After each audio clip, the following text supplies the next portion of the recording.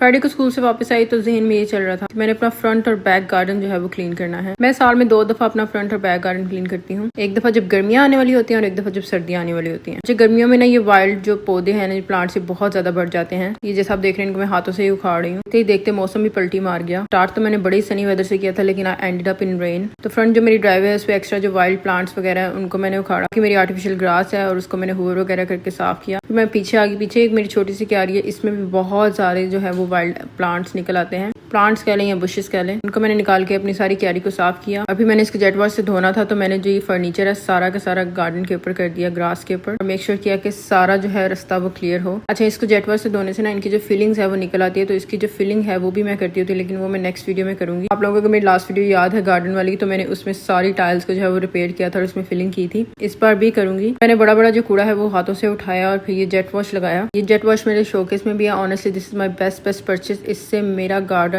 इतना साफ हो जाता है। और ना सिर्फ गार्डन, ऐसी कोई भी चीज जिसको प्रेशर से वॉश करना हो मैं इसी से वॉश करती हूँ। जैसे कि मेरे बारबेक्यू के अभी मैंने ग्रिल्स को भी इसी से धोया। हाथ लगाए बगैर इतने जबरदस्त साफ हो जाते हैं। और ये देखें इतनी जबरदस्त जो है वो टाइल्स के ऊपर से सारी जो मिट्टी थी या बारिश की वजह से जो फंगस थी उसने इसको बड़े ही आराम से उतार देना है। कोई आपको झाड़ू की जरूरत नहीं, किसी चीज को हाथ लगाने की जरूरत। इसका प्रेशर इतना ज्यादा है कि ये सारी की सारी मिट्टी और पौधे जो है उसको उखाड़ भी देता है, अपने प्रेशर के साथ ही इनको आगे लेता जाता है। इस तरह मैं इसको कॉर्नर पे इकट्ठा करके और फिर जो है इसको उठा लेती हूँ। और ये मेरा बैक गार्डन क्लीन हो गया। अब बारी थी जी फ्रंट गार्डन की। मैंने गाड़ी को मूव किया। फ्रंट जो मेरी ड्राइववे है उस पर भी इसी तरह छोटे छोटे पौधे जो है वो उगे हुए हैं। वैसे तो साफ ही लग रही थी लेकिन इन पौधों की वजह से मुझे इसको भी धोना पड़ा। गर्मियों में पौधे पता नहीं कहाँ से अपनी जगह निकाल लेती है। मैं तो हैरान रहती हूँ, एक छोटे छोटे सुराख से भी निकले होते हैं। अभी क्योंकि सर्दियाँ आने वाली हैं और हम लोगों ने गार्डन को बिल्कुल इस्तेमाल नहीं करना था, इसलिए मैंने सोचा इसको धो लूँ एक दफा, ताकि देखने में तो साफ सुथरा नजर आए। बेशक हम इसको बाहर नहीं जाएंगे, इसको इस्तेमाल नहीं करेंगे। और ये मेरा फ्रंट पोर्च भी साफ हो गया और it feel so good after cleaning it. ये थी जी फ्रंट की वीडियो। और फिर मैं बैक पे जो फर्नीचर मैंने ऐसे ऊपर चढ़ाया था उसको मैंने नीचे उतारा।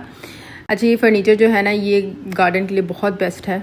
बारिश में भी इधर ही पड़ा रहता है क्योंकि इट्स वाटर प्रूफ। 4-5 साल से इसी तरह ही है। मुझे पता था आप लोग ये सवाल जरूर पूछेंगे, इसलिए मैंने सोचा बता दूं। और ये थी जी फाइनल लुक मेरे बैक गार्डन की। बताएं कितनी मोटिवेशन मिली आपको। अपना बहुत सारा ख्याल रखें, मुझे दुआ में याद रखें। अल्लाह हाफिज, टेक केयर, बाय।